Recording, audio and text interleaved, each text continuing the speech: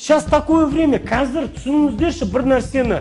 Үй алатын заман емес, қазір үй алатын заман, поймите? Слышите, ма?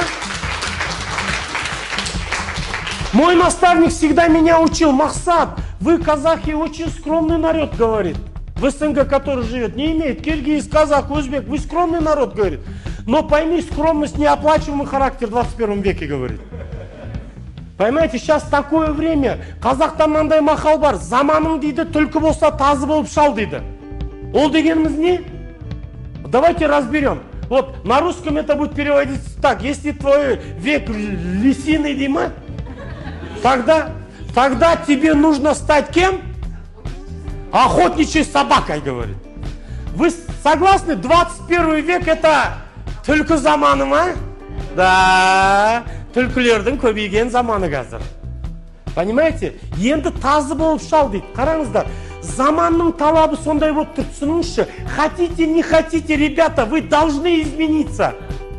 Потому что я вам раскрою этот секрет. Когда первый раз вышел интернет, телефон, что мы сказали? Ой, керек жоқ, кім оны айналысады, не надо, это все нам, деп. И все сейчас где сидим? Да. Все сидим в телефоне. Хотим мы, не хотим, ребята, мы должны измениться. Бізге сол заман келді, тазы болып шалатын заман, қазіргі заман. Понимаете? Нету 20 века, ребята.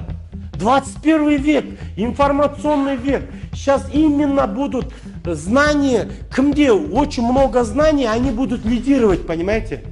Кто целеустремленный, они будут лидировать. Кто любит свою работу, кто поймал свою страсть, они будут лидировать, понимаете? Сейчас не такое время. Сол үшін үй алмау керек, қазір үй алу керек. Көп үй алу керек, та қазір үй алмау керек. Түсініп ма? А то біреулер айтады: вот я такая, я не могу подойти к этому человеку, я вот боюсь, я не могу вот этого делать. Я тоже боюсь, ребята, я тоже боюсь.